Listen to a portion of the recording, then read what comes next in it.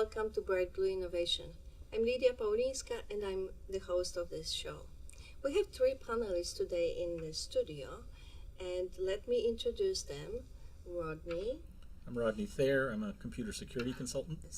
We have Kevin. Hi, I'm Kevin Krewell, Principal Analyst at Tirias Research. And we have editor Pallab. I'm Pallab Chatterjee. I'm Editor-in-Chief of Media and Entertainment Technologies. Thank you very much for coming to the show. We saw a number of major trends in gaming, connected devices, automotive, and communication, and also increase amount of data that is collected and storage. So what was the most important things, the most important trends that you guys see in that year?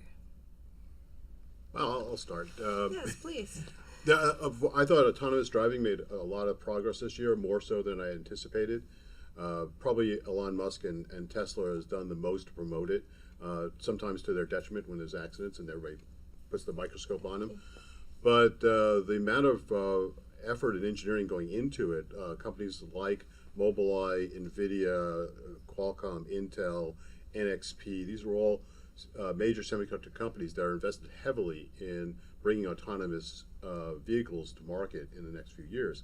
But we're making actually a lot of progress, and that's actually a bit of a surprise. It's moving much faster than I anticipated. Automotive typically is a slow-moving industry, taking 5+ years to qualify a new piece of technology into a car. I remember when I first got a car and we all had iPods, and it was like, for my car, I had no place to plug it in. There was no aux jack. You couldn't just even, that's why you had all these stupid converters, like fake cassettes that would broadcast into the, that you connect to your iPod or MP music player. And but now the car manufacturers don't believe the industry is moving fast enough. Ford just announced that they're going to work directly with QNX, the software company that does most of the operating systems in automotive cars, and they're part of the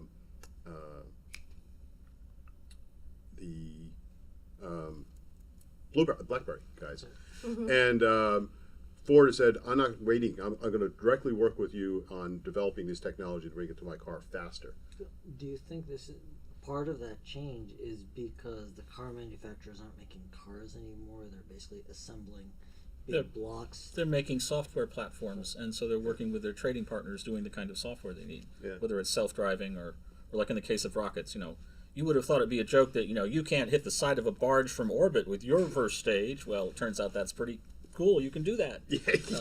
And in fact, get it right a few times. So, but it's a software platform. These vehicle vendors, vehicle manufacturers are delivering software platforms, and they're starting to look at it that way. Yeah. And they're accelerating things. So like the self-driving stuff, we didn't wait 10 years for everybody to do all the testing on that. They just started putting it in the products. Yeah, I mean, and that's where Elon was, broke through that barrier. Most of the car manufacturers would be much more conservative, and he was willing to just say, I'm going to throw it out there, and then it'll get better over time.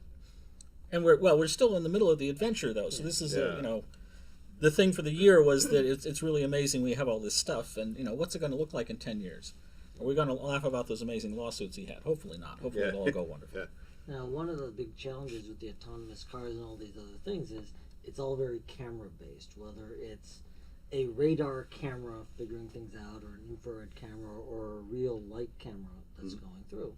But that's just creating a huge amount of data. And cars aren't a good place to put tons of storage because they take power, and if you have power to run things and the engine doesn't use it. I know this because I drove a number of German cars which never had decent air conditioning, because God forbid you would take any power away from operating the vehicle to actually make the passenger compartment comfortable. But now with all these electronics and these systems, you're running into that same problem, is how do you power this stuff? Where do you store all the data? It's one thing to have an autonomous car and say you're driving from your office building over to the Starbucks and you have 3 people in it and coming back. It's another thing to say, I'm in San Francisco, I want to visit my brother in Chicago, and grab a bunch of movies for the car and let it drive. Yeah. That's what people want. And I think that's quite a ways off because they don't know how to secure all this data. They don't know how to collect it, and they don't know how to keep it in one place. Well, yeah, but the part about data is, I think is an important part of it is that it has to be, a lot of it has to be processed locally. Right. Because you can't just ship all that data up through a connected car to the cloud and then expect the connected cloud to come back and say, oh, by the way, you should make that turn there, or oh, that's a pedestrian, you should stop. We have this now with, if you use Google Maps to, driving to the studio, there's one point there's 6 lanes and you have to make a decision very early about which side of the flow you want it to be in, and the computer's sitting there going, oh, it's 3 minutes faster that way, you should change lanes now. So they're trying to do these things in real time. Yeah. And we are in general awash in data when we're driving around on highways. Yeah. But it's almost there. It's pretty good. Yeah. Google driving is way better than GPS. I mean, So there is some levels on autonomous cars. It's level 1, 2, 3, 4. I believe it's 4 of them, right? Depends on which standard you talk by. SAA, I think, is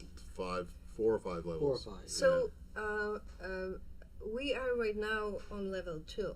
Is that correct? 2 to 3. 2 to 3. We're getting close to 3, and I think that's what level 3 is. What Elon Musk is promising for their next generation, their new autonomous driving or ADAS, super ADAS cars. But it requires more software. So actually, the interesting thing about what he's done is Mobileye is sort of the dominant player in ADAS for camera-based ADAS. And they had a falling out with Tesla and Elon Musk, and so they're out. And then Elon's built a homegrown version of it using NVIDIA GPUs and cameras and ultrasonic sensors and a forward-facing radar. And he's going to get by. He thinks he can get to a level 3 with just that. It's just going to take more software. Software eats the world is kind of the thing, and software drives software is free, and it takes no effort to build it perfectly. We all know that, right? Well, yeah. But there's a big challenge if you build it yourself, and that is automotive components need certification. And if you build it yourself, every time you revise it, you have to recertify it. Whereas if you buy it from a vendor who's making it as a standalone part, they can get it certified and say, here's the part, just use it like this. Yeah. It matters for the insurance industry, not so much for the consumer. So one of the things about looking at Elon Musk stuff, are we looking at it at the right scale?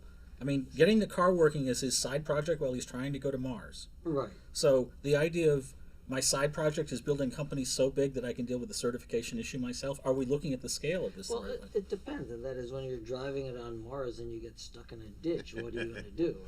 Right? Well, he'll have to buy AAA for Mars next. Right. Right.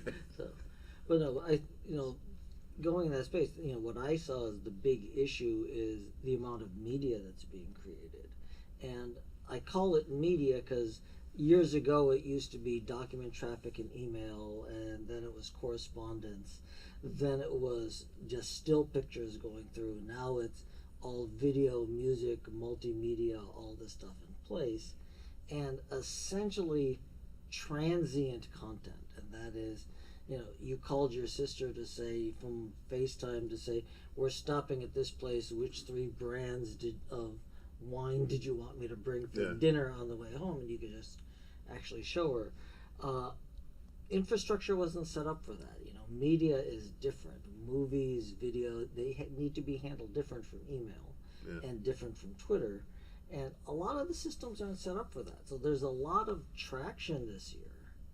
But what I was seeing is places like large event venues, so stadiums, coliseums, convention centers, and things like that, not so much fixing the facility, but fixing the electronics, putting in high-speed streaming, putting in cellular towers on top and everything else, which now just pushes the problem one step away because now they have to deal with it. Yeah.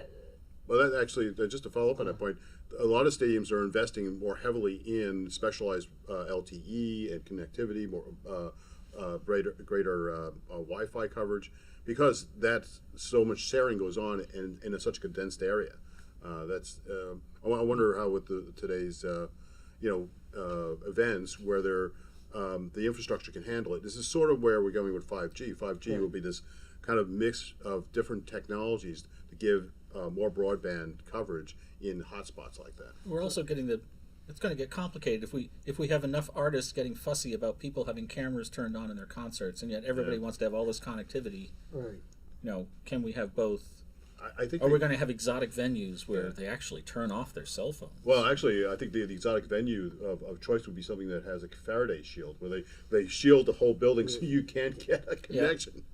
That would be a unique club. Yeah, that would actually be something that like a dive bar club kind of place where they shield it so you can't get your phone in there. Right. That would be a specialized. No, and with some of the technology that's out there, that's actually viable, because if people want copies of the shows, so Blackmagic Design has an SD card duplicator, so it'll, on about a $5 to $6 SD card, you can put an hour and a half of 4K compressed video under the new codecs on, and it'll take the live cameras from the stage and record it, so it takes 1 minute afterwards to finish. Yeah. It does 25 cards at a time, and you could stack it 8 high. Yeah. So now if people don't bring their phones, they can still get this social media experience and be able to take, here's a copy of the show, this is what was going on with them. That would be interesting. But it now needs somebody who understands broadcast technology, because you can't shoot that on an iPhone. You need a studio camera, and that means you also need have a to light. Figure out how we do the real world about the model of the business model. Yeah. How's the artist going to get paid if everybody's making their own copies of the end of the show? But this would be an official copy. But this would be an official copy. The problem is, depending on the artist. I mean, because it's almost like a bootleg, because it's live and you get it at the spot. You get whatever's out the mixing board. I mean, you wouldn't be able to do a lot of post production. You have time for post production, and some artists would be gassed by not having some post production control. Right. Like I said, it's being an old guy saying, the Grateful Dead, it didn't bother them. I think they were who they were because of the bootleg and the audience being able to share. Yeah, that was the old example of thinking. The other example I was thinking of is the artists more recently who are demanding people turn off their phones and stuff. But if that becomes but is that rare or is that going to be common? You can't police that. What are you going to do? Have a bunch of people go out in the audience, and anybody holds up a cell phone, they're going to kick them out. You can't police it. Yeah. No, but a lot of places are basically setting up the stages so the cameras don't work right. If you insert infrareds into some of the lights and you have them at certain angles, and you're in the audience, you aren't going to get a picture that's anything but a giant blur. So when it comes right down to it, it's still optics. Yeah. Right. Well, the smarter, the more savvy artists are embracing social media to a large extent. So they're happy that that's shared, because they're still selling their content. They're still selling tickets to the show. It's not that somebody's going to watch a YouTube video of their performance on somebody's cell phone and say, "Oh wow, I saw the performance. I don't need to buy a ticket to go to see it." Well, it was interesting. One of the shows, John Legend was one of the keynotes, and he was mentioning was CTIA. Yeah, the CTIA at the wireless in September. show, and they were asking him about 4G and 5G and what's going on and how he uses social media in his concerts and his promotion. Well, he fired his social media manager, so he manages it himself. He says he's not worried about the playout revenue because their model is now the live performance revenue. And if people record portions of it, he says he asked politely after some period of time, just watch the concert. Yeah. He says, and like 95 to 98% of the people obey, right, for going through. But they're sharing the experience. So he tends to do multi-night shows. So it's not a big deal for people on the first day to be sharing it, because this brings audience on the other days who want to see the whole show. Yeah, that's true. But I don't know how many artists have that mentality, right? It's a different thing, and also his is more of a performance-oriented show rather than a theatrical-oriented show. So. Well, the definition of a big artist has changed. So the group of artists that tried to get them to save Vine, who were each making $1 million and had many views and all that stuff. So those are the big artists now, not somebody who, it's not how many 8-track tapes you sold, that you didn't need the converter for your car for. No, but one of the things that's a challenge is on any of this monetization, how do you know you're getting it from the right place? Even if you just put up professionally made content, it's out there free very shortly afterward.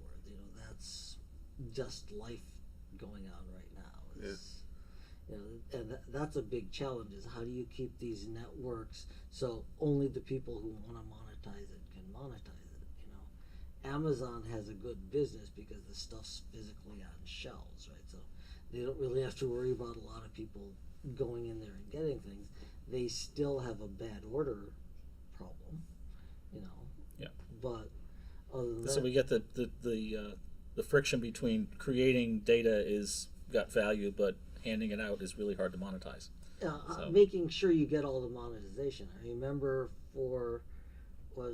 last year they had the Manny Pacquiao fight that was on HBO, and it was just after Periscope came out.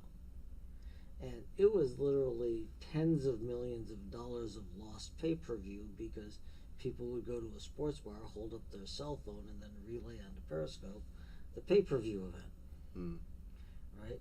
So they did everything right. They copyrighted it, private channel, licensed out, only into commercial facility, all this other stuff, and it was still distributed free. Yeah.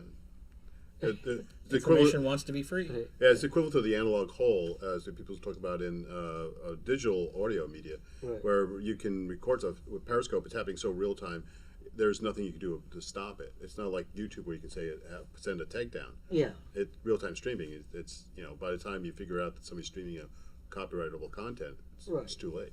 And The bouncers have to have earpieces telling them which phone to go to. right. Yeah. But if you're there with two of your friends, then you could just, my phone's off. It's like, So what was the biggest surprise in 2016? for me, it was the fact that VR came back yet again. You know, After And 70 it's back to years. it's back to stay this time. yeah, and it's just like 3D. Every 8 to 10 years, people forgot that it's not the technology, it's what the content is and how you plan to monetize it, which was one of the big problems with 3D. They rushed the technology out because the technology was available, and people said there's nothing to watch. So what happened was people hastily made content, and then it was, yes, there's lots to watch, but it's bad. Well, VR is kind of in that same rush mode now. And that is really good VR is currently only games, and they're on really expensive platforms.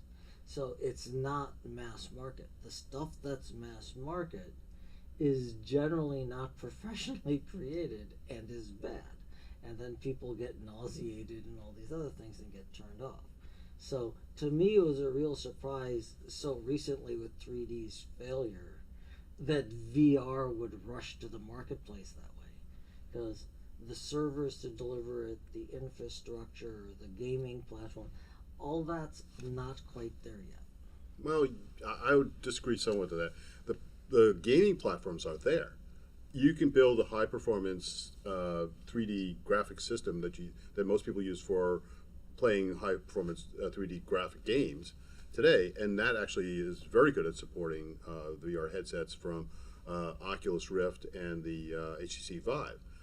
In addition, you do have the PlayStation VR that just got launched, and that's the reviews of that have been pretty good.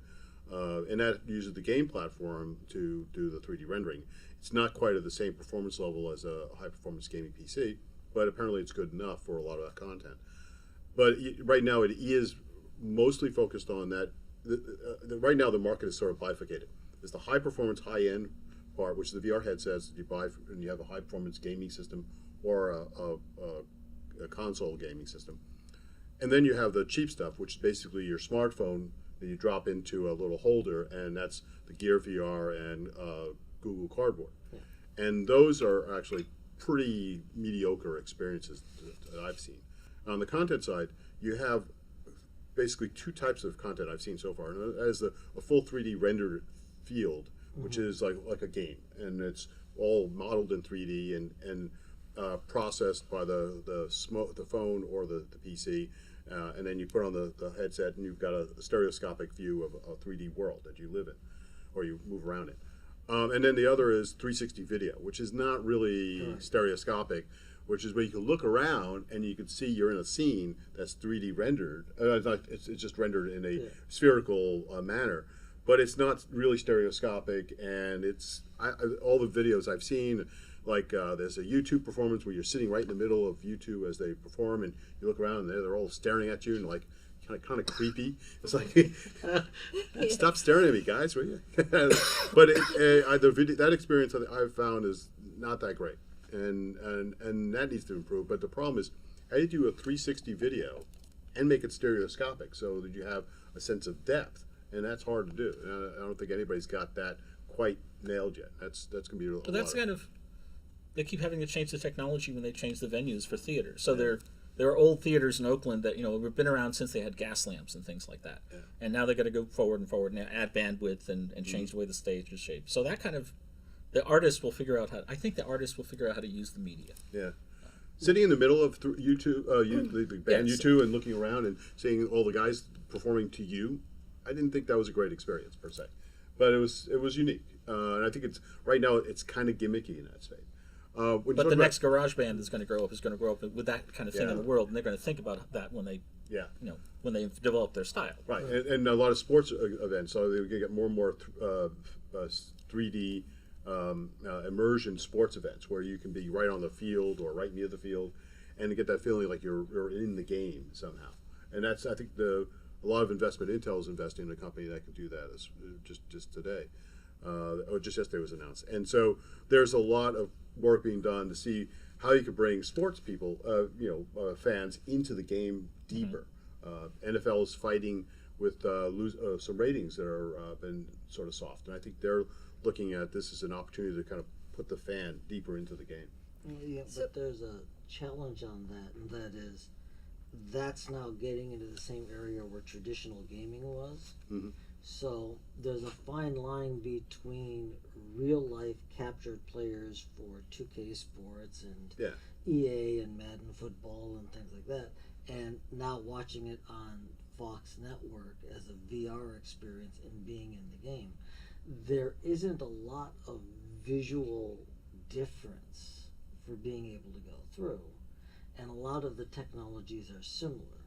Mm-hmm. So the question is, on a monetization model, is that supposed to be free entertainment or is that going to be paid content? Yeah, that's a good question. And that, I think, was one of the surprises. Not so much the content that came out and what's going through, is they rushed into an industry that's finally ready after 75 years with no monetization model. Yeah. I've talked to a number of developers who are developing VR experiences, and if they're not from part of a big studio which is doing a small experimental program, they're all pretty much scrambling to find money, and most of the money they're getting is from consulting work. Right. They're doing consulting for corporate VR experiences and such, and that's where they're actually getting money from. They're not making the market is too small to really make money on selling content. Well, I think they're also making a mistake on the presence, and that is they say we want to get traction in this area so people get the hardware. So they're giving away all the content free. Well, if you give away the content completely free at all levels for the first 2 to 3 years, and you force people to buy the hardware to be able to consume that free content, the conversion rate to now get them to pay for all the content that they've been getting free is very difficult. So they're basically corrupting their entire monetization model in order to get traction on the hardware. Well, I mean, the game content is combination of inexpensive to more full-featured gaming pricing. So on the Oculus Rift and the PlayStation VR and the HTC Vive, they are charging for the content, and it's kind of gaming price, but the volume isn't there. Right. So there's no way they can make back the money for the development. It's still, I think it's early days, and there's a lot of people who want to be involved in an early day, hoping that the market develops fast enough that they can monetize it over time, being early pioneers, or they get bought up by a bigger studio. Yeah, or just the tech, we just go on to the next tech. Yeah. So that the people doing it today are going to be around next time, but they'll basically chew through the companies. Yeah. I mean, there's a lot of VR stuff in the past. That's what's happening. These guys are coming back out of the woodwork saying, hey, I did VR, I can do it again. So, Kevin, what was your surprise in 2016? Well, the development Also of VR VR. was not a big surprise because it was well telegraphed, and it actually hit the market. I think people are a little surprised that it hasn't sold as quickly as they thought. We're talking about $600 to $800 headsets that combined with $1,000 plus PCs. It's a somewhat limited market. It's not going to sell a lot of volume. Just So that's, I think it was a bit surprised that it hasn't sold better. The other thing that the autonomous cars I mentioned earlier was, but one of the things that I think was really surprising this year is how many acquisitions have taken place in the industry. How much we're starting to now consolidate, and companies are buying, big companies. It's not these small companies anymore. So I think that's an area that I've been somewhat surprised how fast this is moving, with big companies buying other big companies. Intel buying Altera last year was a sort of a starting gun to many. And then when NXP bought Freescale, and now Qualcomm is buying NXP, which had bought Freescale. So it's like bigger fish eating medium-sized fish, and who ate small fish. So it's just, that's actually pretty amazing right now. Rodney? Yeah, I was Big surprise. Big surprise is that the modern microprocessor isn't going away. It's just getting smaller, and now it's buried inside some bigger acquisition. So all of these things, VR and all this other stuff, is being based on the same kind of technology, and it's still so like. You look at the Android phone, which has got Linux operating system in it. So these things are descending down into being components that are ubiquitous, and so some of these computer technologies, which we thought might have gone away, are just turning into building blocks that we all use in all these different pieces. And so we can look at things like Freescale and the the kind of Intel buying things, and these companies actually doing sort of the processor stuff is still there. It's just now a smaller and smaller building block. Where we used to have the computer in the room, now we got how many computers in the jewelry on your fingernail kind of thing. And this is actually one area where I think the perception hasn't caught up with the reality. People still keep talking about the CPU performance, and the reality is it's not so much the CPU performance anymore. That's only one, actually relatively small piece of the whole picture. It's how fast is your graphics performance. The GPU is the critical section. When we talk about VR. VR is mostly a GPU-driven thing. The graphics is most important, and the CPU supports the graphics. The other thing is like power consumption. Yeah. People have conversations about, well, I'm building an IoT thing, and I only get the budget from one AAA battery of power. So they're these other constraints in the outside world. It's not just about the software and the CPU speed. But power is actually important. Everything from supercomputers down to sensor motes. Little devices that are powered by either vibration or other ambient radio frequencies, something like that.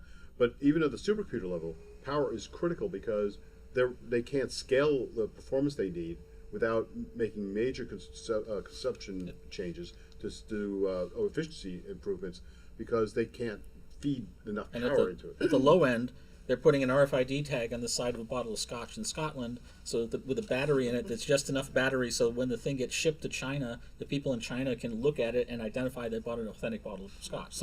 So an example of the thing pushing the battery tech is you have to keep the machine on the side of the bottle running long enough till it gets to the store. And let's hold these thoughts, because after a short break we will be talking about 2017 and prediction for the next year.